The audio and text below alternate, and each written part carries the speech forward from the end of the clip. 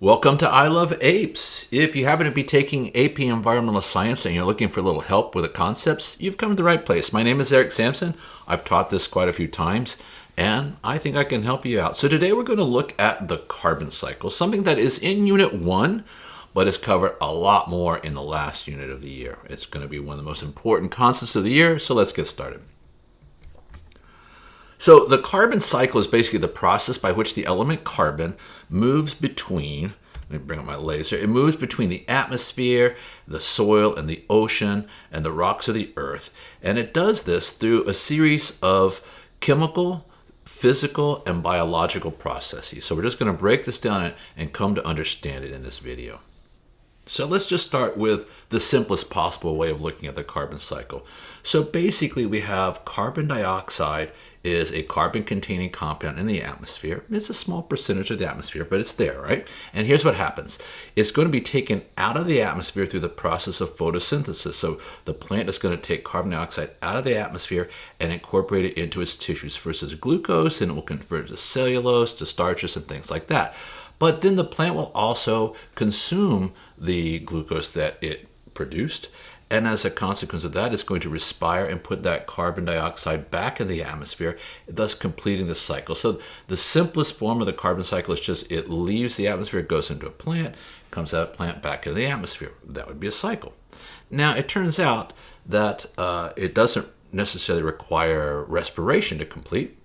So a forest fire will also do the same thing. So if I have this tree and it catches on fire, well, what happens is that burning action is going to release carbon dioxide into the atmosphere. And the reason this is true is because the chemical equation for the combustion of some carbon compound is basically identical to that of respiration. So if you recall the respiration equation, and you should recall the respiration equation, we have glucose, C6H12O6, combines with oxygen, releases its energy, and what we have left over is CO2 and H2O. And that CO2 will be a gas going into the atmosphere. Now let's look at combustion. It is the exact same thing. Now here I've said we're combusting glucose, but we could turn it into just a carbon-hydrogen compound like what we have in a car. It could just be pure carbon like we have in coal. It could be cellulose, which is similar carbon, hydrogen, oxygen, with just different amounts of them. So the point is, when we burn carbon compounds, this is what we get, and it also completes that carbon cycle.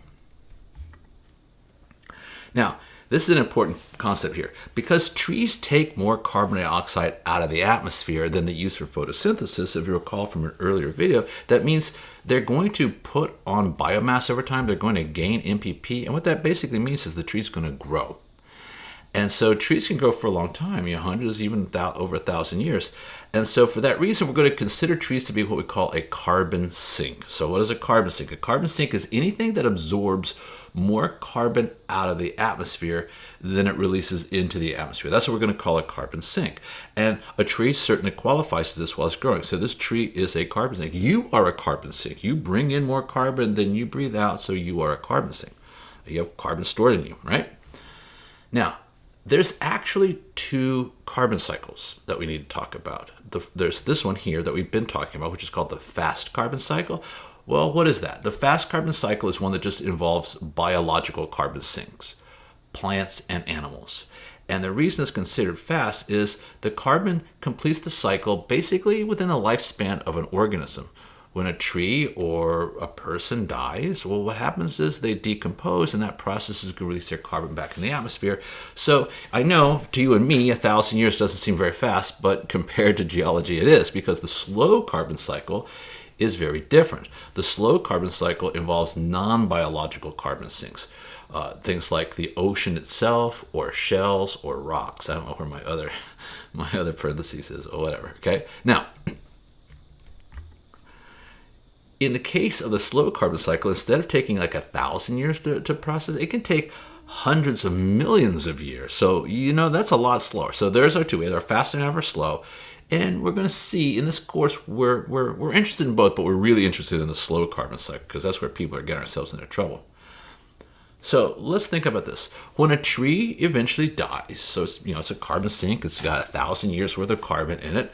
What happens is fungus and arthropods and bacteria are going to eat the dead tree. So what happens is this tree is going to fall down, and as various organisms eat the dead tree, so like arthropods and bacteria, what's going to happen is they're going to release that carbon dioxide back into the atmosphere, completing the carbon cycle. So that's part of the fast carbon cycle means when living things die and decompose, that carbon dioxide gets released into the atmosphere.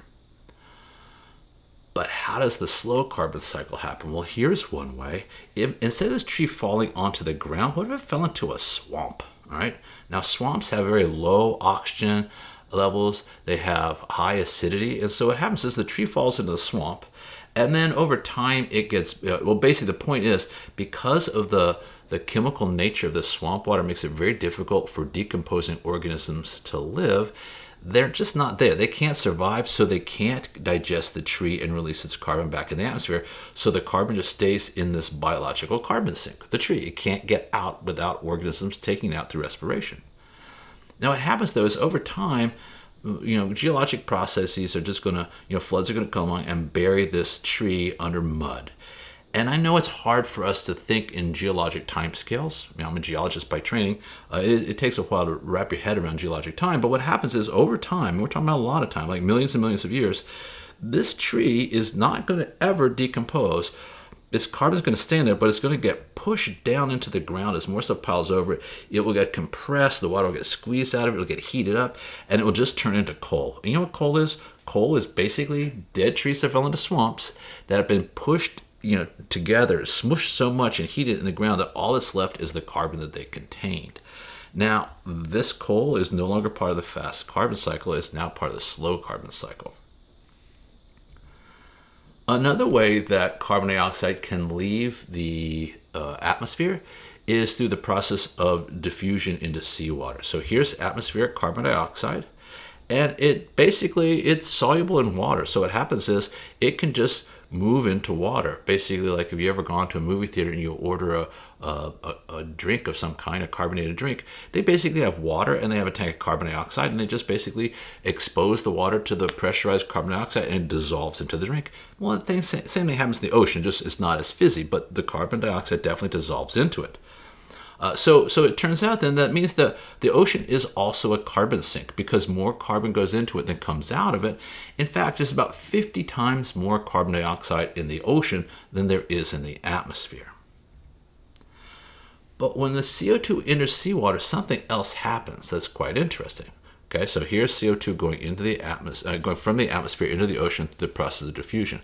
But then what happens is some of it is going to get used by photosynthesis for plants. Remember, photosynthesis requires carbon dioxide and water. Well, there's plenty of water in the ocean, but now there's also carbon dioxide. So the plant takes that in. This phytoplankton is going to take this in and incorporate it into the glucose that it manufactures, therefore taking the carbon dioxide out of the water, leaving room for more carbon dioxide to come in and take its place. But the point is that carbon moved into the ocean and now it moved into this plankton here. And there's other things in the ocean, like say organisms with shells like clams and gastropods, snails. There's corals. These things produce a substance called calcium carbonate. So calcium carbonate is not soluble in water, and it's very hard, and it can be made out of the components that dissolve into seawater.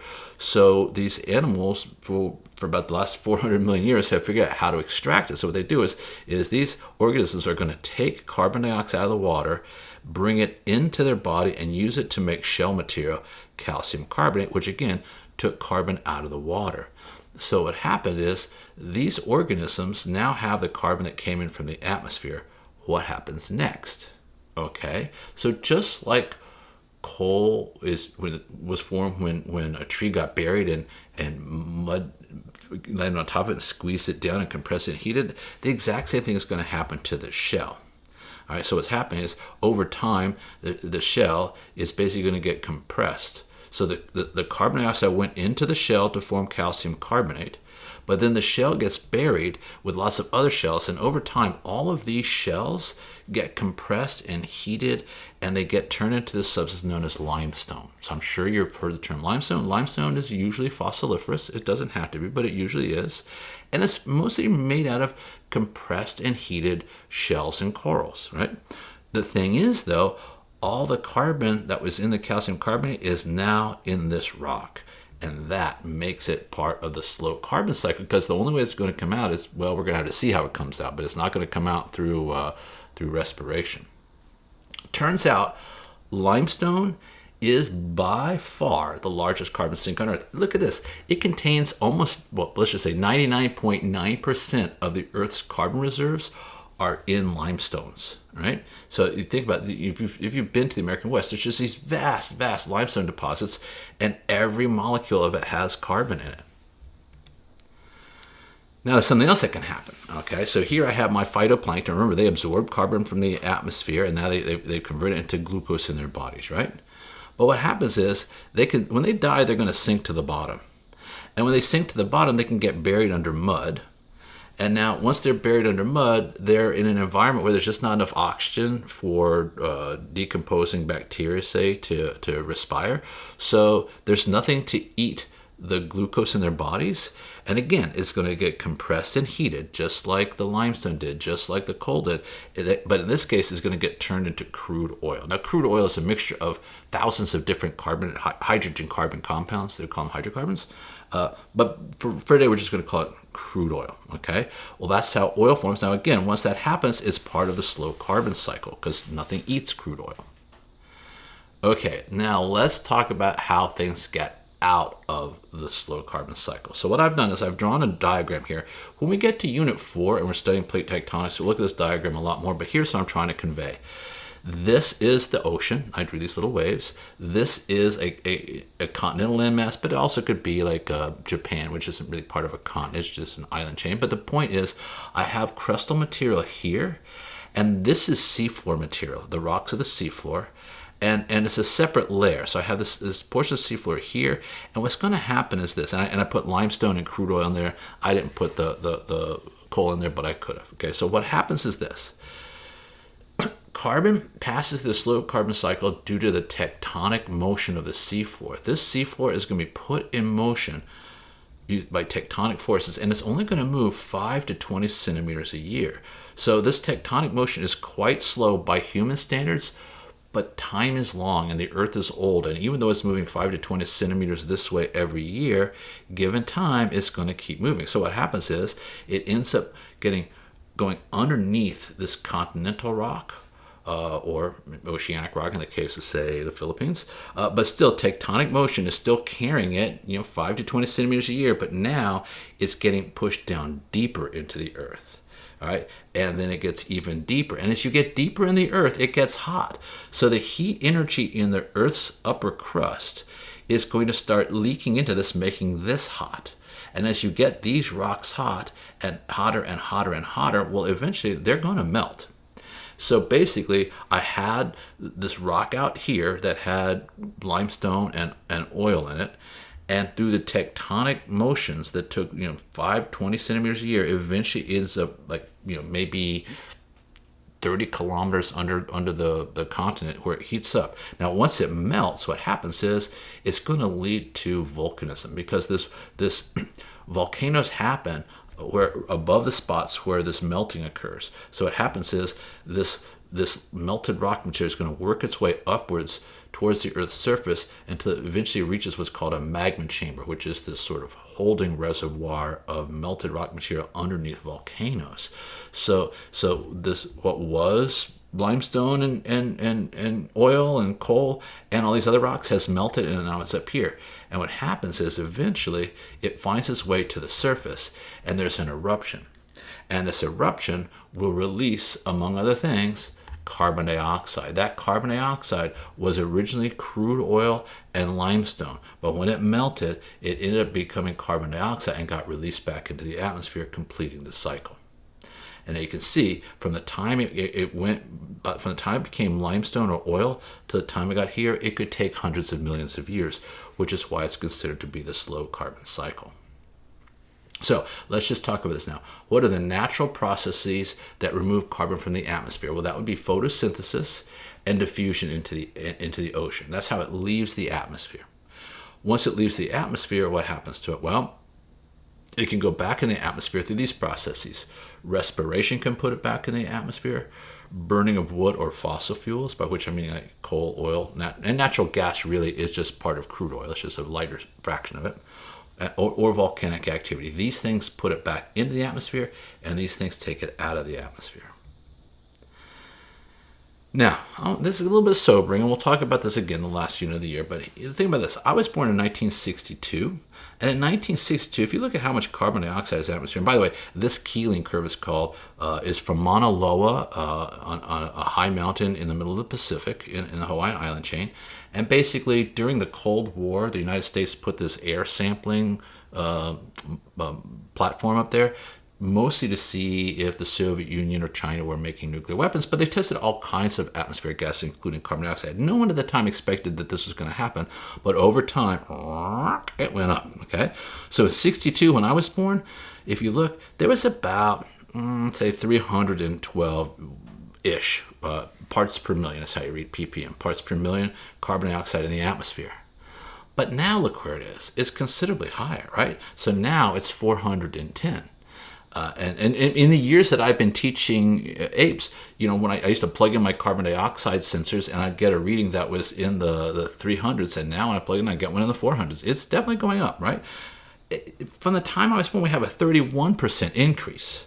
So what are we doing that's making it increase? Well, we're doing three things. Basically, we're disrupting the slow carbon cycle.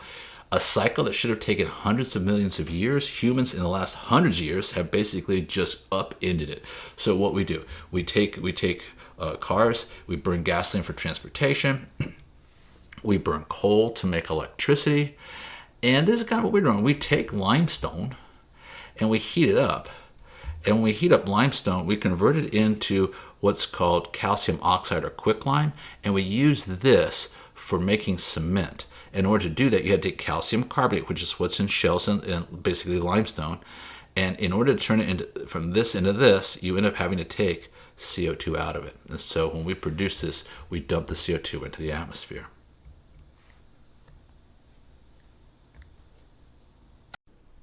Hey, thanks for watching. Listen, if you found this video to be useful at all, I would appreciate if you go ahead and give it a like. If there's something you want to tell me, some kind of feedback or some video you'd like me to make, go ahead and put that in the comment section for me. Be sure to check the description below. I often post the PDF of the document that I use, also practice problems and so on that can help you do better on your AP test. And of course, you know what's coming. More than anything else, what I really need you to do is hit that subscribe button.